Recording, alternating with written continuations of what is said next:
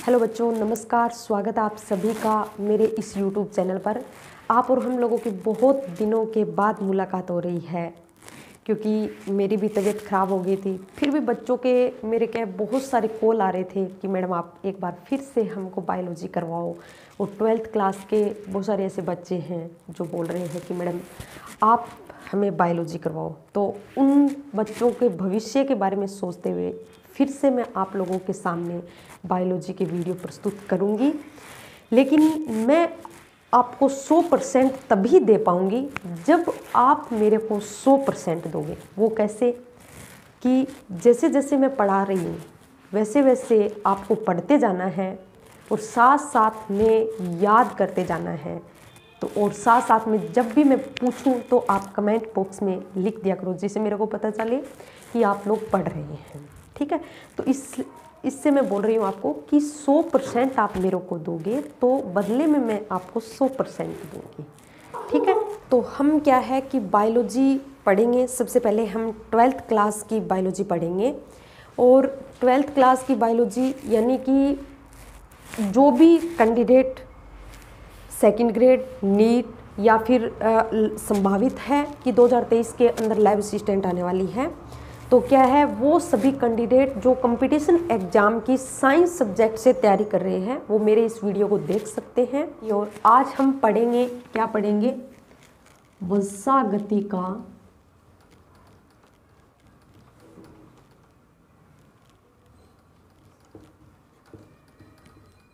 आणविक आधार। वंशागति का आणविक आधार कक्षा 12 का चैप्टर है। इस पे आज हम क्या है बेसिक से बेसिक लेकर चलेंगे। जिस भी बच्चे को आ रहा है ये, तो आप ये मत सोचिए कि ये तो हमको आता है, एक बार पढ़ लीजिए।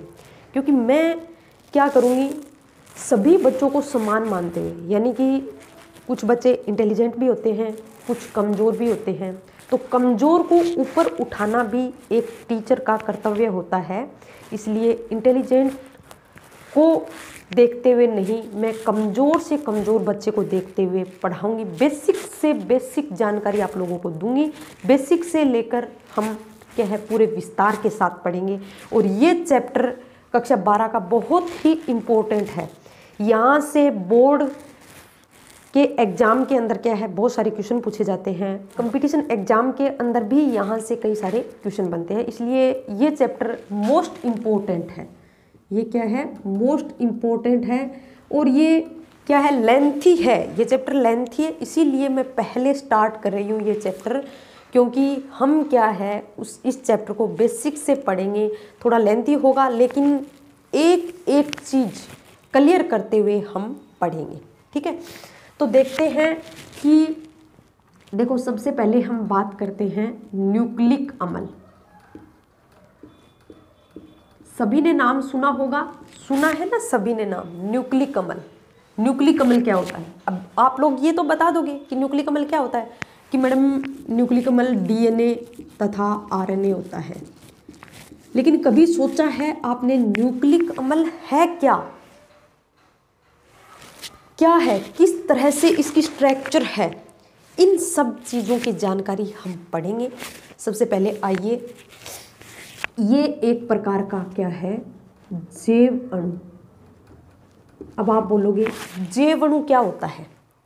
तो देखिए, जैव यानी जीव के अंदर, अणु यानी अणु जो पाए जाते हैं। हमारा शरीर जो है, हमारा शरीर किससे मिलकर बना है? हमारा शरीर कई सारी कोशिकाओं से मिलकर बना होता है। ठीक है, इस कोशिका के अंदर क्या पाए जाते हैं? जैव अणु पाए जाते हैं। जैसे जैव अणु की यदि हम बात करें तो प्रोटीन है, आपकी वसा है, फास्फेट है, ये सभी के सभी क्या है, ग्लूकोज है, ये सभी के सभी क्या है जैव अणु है। ठीक है, ये सभी के सभी क्या है जैव अणु है। और वही हमारी इस कोशिका के अंदर एक जैव अणु न्यूक्लिक अम्ल भी पाया जाता है। ठीक है, तो इतनी बात तो क्लियर हो गई कि ये न्यूक्लिक अम्ल कहाँ होता है। अब बच्चे क्या करते हैं, पढ़ तो लेते हैं लेकिन उनको पता नहीं होता है कि न्यूक्लिक अम्ल कहाँ होता है। ठीक है। तो ये चीज़ हम बेसिक से बेसिक लेते हुए पूरी डिटेल के साथ पढ़ेंगे कि ये चीज़ कहाँ। आप इमेजिन करो, हमारी एक शरीर का एक हमने पार्ट देखा, मान लिया हाथ, मान लिया ये तो हमारा क्या हो गया, अंग हो गया, ठीक है। इस अंग के अंदर हमने क्या है, ऊतकों को पृथक कर लिया। अब ऊतक भी किससे मिलकर बने होते हैं, कोशिका से। अब उसमें से हमने एक कोशिका निकाल ली और उस कोशिका के अंदर क्या पाया जाता है, केंद्रक। उस केंद्रक के अंदर होता है न्यूक्लिक अम्ल। तो उसी न्यूक्लिक अम्ल की हम क्या कर रहे हैं, हम उसके बारे में पढ़ रहे हैं, उसका हम क्या कर रहे हैं, अध्ययन कर रहे हैं, ठीक है। तो चलिए हम इसको पढ़ते हैं। और एक बात सभी के सभी याद रखना कि आप लोग जब भी पढ़ो तो आपको क्या करना है, किसी के साथ तुलना करते हुए पढ़ना चाहिए। मतलब तुलना, जैसे कि न्यूक्लिक अम्ल है तो ये क्यों है, या अपने आप से क्वेश्चन करते रहो। तुलना बताऊंगी किस तरह से तुलना करना है। जैसे व्यवहारिक तौर पे आप तुलना कर लीजिए। जैसे मैंने कहा ये एक क्या है, दीवार है, ये क्या है, दीवार है, ठीक है। और ये दीवार किससे मिलकर बनी होती है भाई, ईंटों से मिलकर बनी होती है। इस दीवार को किससे बनाया जाता है, ईंटों से बनाया जाता है। तो क्या मैं कह सकती हूं इस दीवार की इकाई क्या कहेंगे, इस दीवार की इकाई को हम क्या कहेंगे, ईंट कहेंगे। इसी प्रकार से माना ये क्या है, ये एक प्रोटीन है, ये क्या है, प्रोटीन है। इस प्रोटीन के अंदर या इस प्रोटीन की इकाई किसे कहेंगे, सभी जानते हैं। जल्दी से एक बार अपने या एक बार कमेंट में लिख दीजिए कि प्रोटीन की इकाई क्या है, प्रोटीन की इकाई फटाफट बताइए। मेरे को सब पता चलता है कि कौन पढ़ रहा है और कौन नहीं पढ़ता है, और जो पढ़ेगा वो जल्दी से एक बार कमेंट बॉक्स में जरूर लिखेगा। प्रोटीन की इकाई क्या होती है, अमीनो अम्ल। क्या होती है, अमीनो एसिड। अब ये एक अमीनो एसिड, ये दूसरा अमीनो एसिड, ये तीसरा, ये चौथा, ये पांचवा, ये छठा, इस तरह से कई सारे अमीनो अम्ल, क्या, कई सारे अमीनो अम्ल मिलकर क्या बनाते हैं, प्रोटीन बनाते हैं। क्या बनाते हैं, प्रोटीन। यानी ये एक और ये दूसरा, तीसरा, इस तरह से कई सारे अमीनो अम्ल मिलकर क्या बनाते हैं, प्रोटीन बनाते हैं। यानी कि प्रोटीन की इकाई किसे कहेंगे, अमीनो एसिड। किसको कहेंगे, अमीनो एसिड को हम क्या कहेंगे, प्रोटीन की इकाई कहेंगे। एक बात और यहाँ याद रखना कि जो प्रोटीन के अंदर अमीनो अम्ल जुड़ते हैं वो किससे जुड़ते हैं, पेप्टाइड, पेप्टाइड बंध से जुड़ते हैं। अब देखिए किस तरह से तुलना करनी है कि जिस तरह से एक दीवार के अंदर ईंट पाई जाती है, उसी प्रकार से प्रोटीन के अंदर क्या पाया जाता है, अमीनो अम्ल पाया जाता है। जिस प्रकार से हम दीवार की इकाई ईंट को कहेंगे, उसी प्रकार से हम प्रोटीन की इकाई किसे कहेंगे, अमीनो अम्ल को कहेंगे। तो इतनी बात क्लियर। चलें आगे। अब ये सब चीज़ मैंने क्यों बताई, अब आप सोचोगे मैम आप ये क्या बता रहे हो, आप तो न्यूक्लिक अम्ल बता रहे थे, कि आप तो न्यूक्लिक अम्ल बता रहे थे, न्यूक्लिक एसिड बता रहे थे। ये बताते बताते प्रोटीन और ये सब कहाँ से आ गए। तो देखो बेटा, मैं सब चीज़ एक दूसरे से जोड़ते हुए पढ़ाऊंगी। दीवार समझ में आई, आपको प्रोटीन समझ में आई, यानी कि पेप्टाइड बंध से जुड़े होती हैं। और ये क्या है, एक श्रृंखला। ये क्या है, एक श्रृंखला। तो क्या हो गई, पेप्टाइड श्रृंखला। यानी पेप्टाइड से कई सारे अमीनो अम्ल मिले हैं तो पॉलीपेप्टाइड श्रृंखला, पॉलीपेप्टाइड श्रृंखला, ठीक है। यानी कि अमीनो अम्ल की पॉलीपेप्टाइड श्रृंखला क्या कहलाती है, आपकी प्रोटीन कहलाती है। अब देखिए, अब हम पढ़ने जा रहे हैं न्यूक्लिक अम्ल। न्यूक्लिक अम्ल मैंने कहा ये है आपका न्यूक्लिक अम्ल।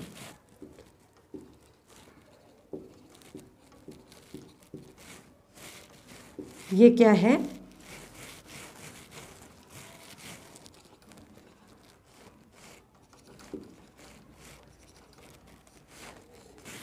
एक आपका क्या है, न्यूक्लिक अम्ल है। ये क्या है, न्यूक्लिक अम्ल।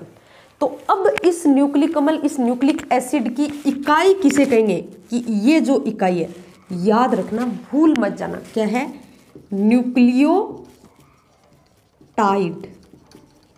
न्यूक्लियोटाइड क्या है, न्यूक्लियोटाइड। अब एक बार मेरे साथ सभी के सभी बोलिए, दीवार की इकाई जैसे ईंट है, ठीक है, ये तो हमने तुलना करने के लिए याद रखिए, ये आपको याद नहीं रखनी है कि कभी कोई पूछ ले कि दीवार की इकाई क्या है, तो ईंट बता सकते हैं, लेकिन ये आपके कहीं भी एग्जाम से रिलेटेड नहीं है, ये तो मैंने तुलना करने, आपको याद रहे, ठीक है, कि जिस तरह से एक दीवार के अंदर ईंट व्यवस्थित रहती है, उसी प्रकार से एक प्रोटीन के अंदर अमीनो अम्ल व्यवस्थित रहता है, और न्यूक्लिक अम्ल के अंदर न्यूक्लियोटाइड क्या रहते हैं, व्यवस्थित रहते हैं। तो ये तो बेटा आपको क्या है, याद करने के लिए मैंने बताया है। तो देखिए, अब आपसे पूछ ले कि प्रोटीन की इकाई किसे कहेंगे, अमीनो अम्ल के कहेंगे, ठीक है, कि यानी कि अमीनो अम्ल मिलकर क्या बना रहे हैं, प्रोटीन बना रहे हैं। उसी प्रकार से न्यूक्लिक अम्ल किससे बने होते हैं, या फिर आप कह सकते हो कि न्यूक्लियोटाइड, कई सारे न्यूक्लियोटाइड मिलकर क्या बनाते हैं, न्यूक्लिक अम्ल। क्या बनाते हैं, न्यूक्लिक अम्ल। जिस तरह से पॉलीपेप्टाइड श्रृंखला बनी, इसी तरह से क्या बनेगी इसकी, पॉलीन्यूक्लियोटाइड श्रृंखला। क्या, पॉलीन्यूक्लियोटाइड श्रृंखला, ठीक है। क्या इतनी बात आप लोगों को क्लियर है कि न्यूक्लिक अम्ल न्यूक्लियोटाइड से मिलकर बने होते हैं, प्रोटीन किससे, अमीनो अम्ल से मिलकर बने होते हैं। बेसिक से बेसिक चीज़ आपको समझ में आ गई होगी। अब हम देखने वाले हैं कि ये न्यूक्लिक अम्ल होता क्या है। हमने ये तो देख लिया कि हम न्यूक्लिक अम्ल बना किससे है, न्यूक्लियोटाइड से बना है, और ये होता क्या है। तो चलिए इसके बारे में हम थोड़ी और जानकारी लेते हैं। देखो, यदि हम न्यूक्लिक अम्ल के प्रकार की यदि बात करें, इसके प्रकार की यदि बात करें, आज आपको बहुत बेसिक लग रहा होगा, लेकिन कुछ जो ऐसे बच्चे भी होते हैं जिसको बिल्कुल भी इसके बारे में हवा नहीं लगी होती है, उनके लिए ये क्लास महत्वपूर्ण है, और बाकी लोगों के लिए भी तो है ना, कि किसी को क्या है, कभी कभी क्या होता है कि हम बहुत सारा ऐसे उच्च नॉलेज ग्रहण कर लेते हैं, लेकिन बेसिक से बेसिक जानकारी हम लोगों को नहीं होती है, ठीक है। तो हम बेसिक से बेसिक पढ़ेंगे और आगे भी हम विस्तार से पढ़ेंगे, ठीक है। तो न्यूक्लिक अम्ल क्या है, न्यूक्लिक अम्ल दो प्रकार का होता है, डीएनए और आरएनए। डीऑक्सी, इसकी फुल फॉर्म क्या होगी, डीऑक्सी राइबो, ठीक है। ये किसकी है, डीएनए की फुल फॉर्म है, आरएनए की राइबो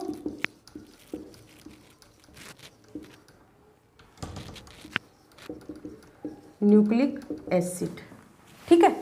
अब देखो कि न्यूक्लिक अम्ल जो है दो प्रकार का है, कौन कौन सा, एक डीएनए और एक क्या है, आरएनए।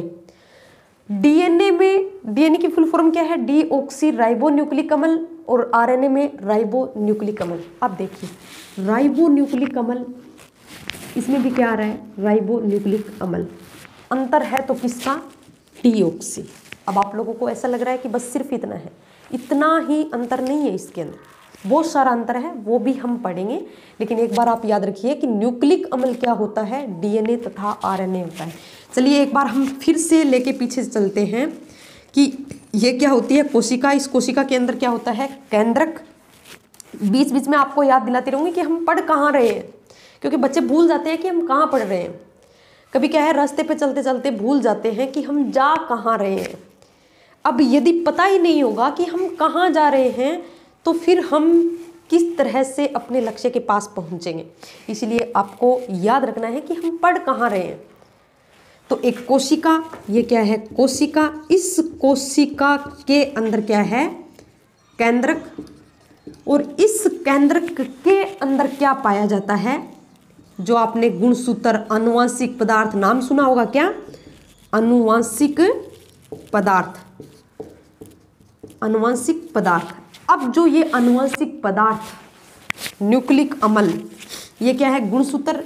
ये गुणसूत्र किससे बने होते हैं, डीएनए तथा आरएनए, और इसी डीएनए तथा आरएनए को हम क्या कहते हैं, न्यूक्लिक अम्ल। बस खत्म, खलास, इतनी सी बात कि न्यूक्लिक अम्ल कहाँ पड़ रहे हैं, हम कोशिका के केंद्र के अंदर जो आनुवंशिक पदार्थ है उसके अंदर जो गुणसूत्र पाए जाते हैं, वो गुणसूत्र किससे बने होते हैं, वो डीएनए या आरएनए से बने होते हैं। उन्हीं डीएनए तथा आरएनए को क्या कहते हैं, न्यूक्लिक अम्ल।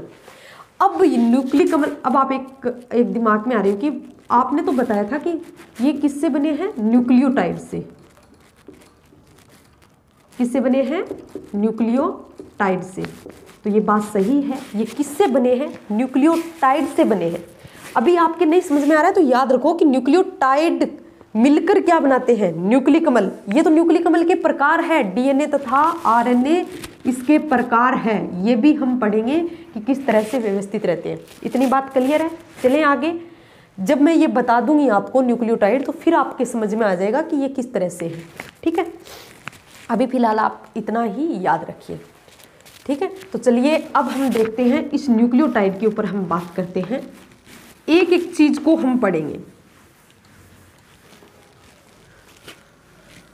देखिए न्यूक्लियोटाइड, न्यूक्लिक अम्ल किससे बना है। मैं बार बार क्यों बोल रही हूँ, क्योंकि आप लोगों के याद हो जाए, कंठस्थ हो जाए अभी से कि न्यूक्लिक अम्ल की इकाई क्या है, क्या है, न्यूक्लियोटाइड। क्या है, न्यूक्लियोटाइड। न्यूक्लिक अम्ल की इकाई क्या है, न्यूक्लियोटाइड। अब ये न्यूक्लियोटाइड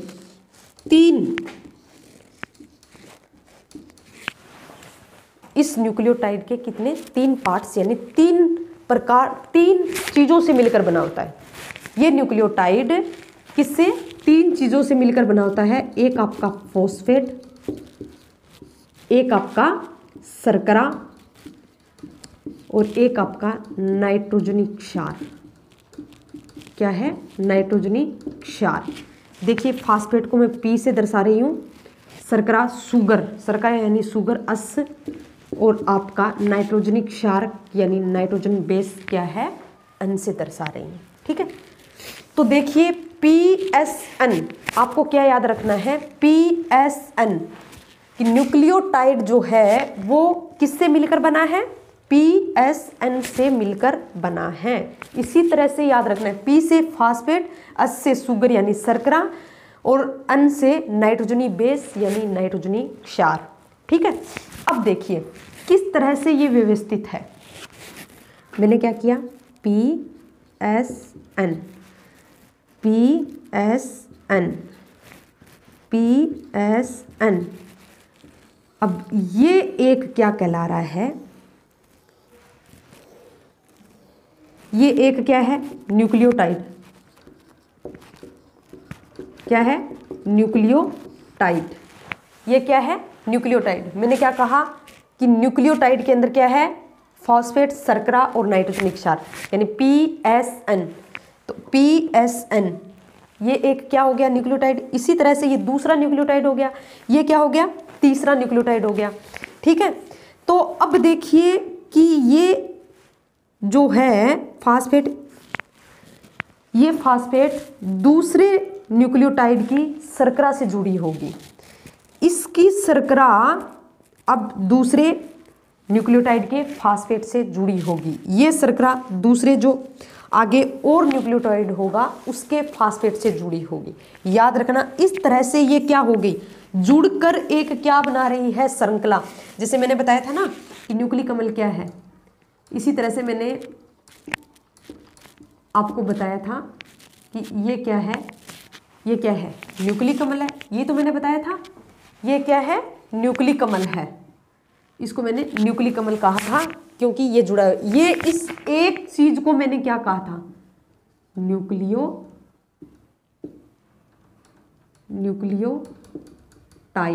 क्या कहा था, न्यूक्लियोटाइड। अब देखो, अब थोड़ा सा समझो इधर, न्यूक्लियोटाइड क्या है, ये वाला, ये एक न्यूक्लियोटाइड, ये दूसरा न्यूक्लियोटाइड, ये तीसरा न्यूक्लियोटाइड, इसी तरह से चौथा। ये क्या आपस में ये जुड़े हुए नहीं है, जुड़े हुए।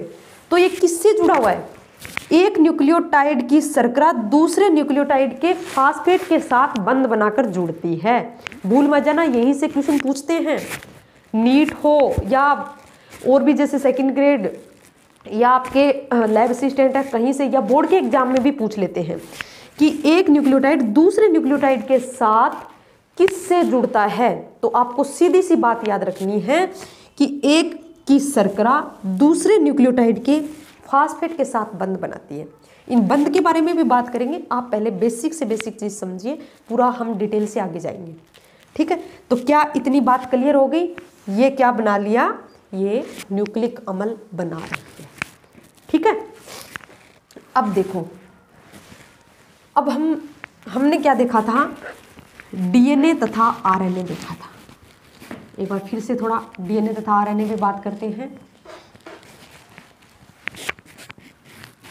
न्यूक्लिक अम्ल डीएनए तथा आरएनए दो प्रकार का होता है।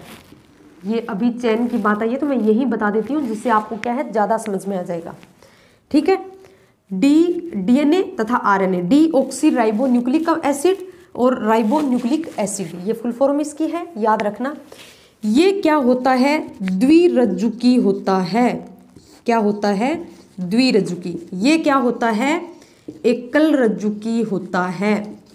आरएनए क्या होता है? एकल रज्जुकी। सुना है, सभी बता देंगे कि डीएनए द्विरज्जुकी द्विकुंडलित संरचना होती है, आरएनए एकल रज्जुकी। क्या कभी आपने सोचा है ये क्या होता है द्विरज्जुकी और एकल रज्जुकी? नहीं सोचा ना? तो आज हम इन वर्डों का मीनिंग समझते हैं किस तरह से। देखिए, PSN, PSN, PSN, PSN,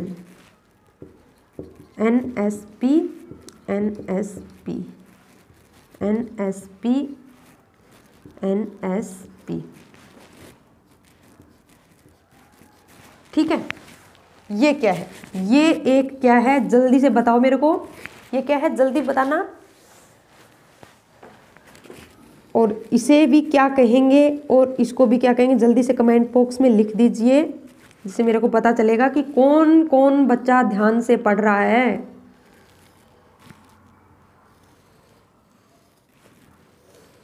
PSN, इस PSN को क्या कहेंगे? और ये इस शर्करा के साथ जोड़ दीजिए, फास्फेट को शर्करा के साथ है जोड़ दीजिए, जिससे ये क्या बन जाएगी? चेन बन जाएगी। अब देखो, ये एक क्या कहलाता है? ये पहले सबसे पहले समझिए, ये एक क्या है? न्यूक्लियोटाइड। क्या है? न्यूक्लियोटाइड। ठीक है, ये एक न्यूक्लियोटाइड, ये दूसरा, ये तीसरा, ये चौथा, आपस में जुड़कर ये क्या बना रहे हैं? न्यूक्लिक अम्ल बना रहे हैं।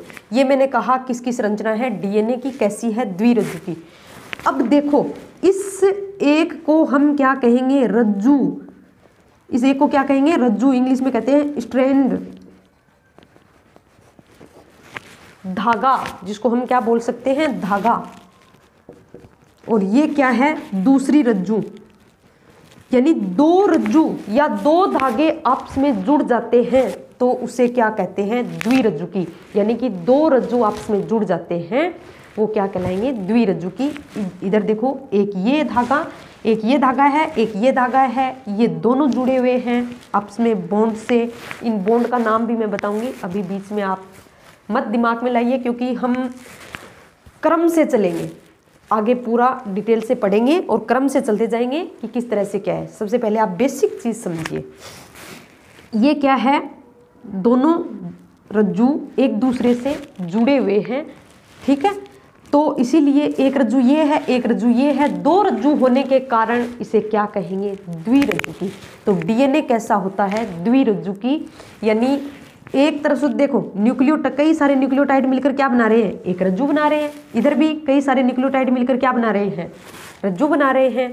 तो दोनों रज्जू आपस में जुड़ गई तो इस संरचना को क्या कहेंगे? द्विरज्जुकी। अब इधर देखिए, आरएनए में क्या होता है? PSN, PSN, इधर भी क्या होगा? PSN, PSN, ये इसके साथ, ये इसके साथ जुड़ गया। ये क्या है? जल्दी से बताइए, एक बार जल्दी से बताइए, ये क्या है? न्यूक्लियोटाइड। ये क्या है? एक न्यूक्लियोटाइड है। मैं बार बार बोलूँगी जिससे आपको याद हो जाए। न्यूक्लियोटाइड। ये PSN क्या है? न्यूक्लियोटाइड है। कई सारे न्यूक्लियोटाइड मिलकर क्या बना रहे हैं? न्यूक्लिक अम्ल यानी RNA का निर्माण कर रहे हैं। इसमें क्या दिखाई दे रहा है आपको? एक ही रज्जु। ये क्या दिखाई दे रही है? एक ही रज्जु दिखाई दे रही है। यानी कि जहां दो रज्जु है, दो रज्जु आपस में मिलकर न्यूक्लिक अम्ल बनाती है, वो DNA होता है। और जहां एक ही रज्जु होती है वो क्या होता है? RNA यानी एकल रज्जु की संरचना बनाती है। वो कौन है? RNA। क्या आपको इतनी बात क्लियर है? तो आज के लिए हम इतना ही पढ़ेंगे, बाकी हम इसको कल डिटेल से पढ़ेंगे। अब देखिए, ये आपके फायदेमंद कब होगा कि जब आप सबसे पहले तो आप मेरी क्लास को देखिए इसको पूरी, ठीक है। फिर आपको क्या करना है? NCERT उठाना है और इसको पढ़ना है, रिवाइज करना है, ठीक है। और एक बात ये भी कहूँगी कि ये पढ़ने के बाद यदि अपने घर पे कोई भाई है, बहन है, माता पिता है, हालांकि ही माता पिता नहीं पढ़े होंगे तो कोई बात नहीं, आप अपने भाई बहनों को एक बार आप पढ़कर ज़रूर उनको बता दीजिए, जिससे आपके दिमाग में सेट हो जाएगी पूरी की पूरी संरचना, किस तरह से हमने आज ये नॉलेज लिया। या इसको एक बार पढ़ने के बाद आराम से NCERT पढ़ो और साथ साथ में आप अपने भाई बहन को भी बता दीजिए, जिससे क्या होंगे कि वो भी आपसे क्वेश्चन करेंगे, जिससे आप पढ़ने के लिए उजागर हो जाओगे, ठीक है। धन्यवाद। आज के लिए इतना ही, कल हम आगे डिटेल से पढ़ेंगे।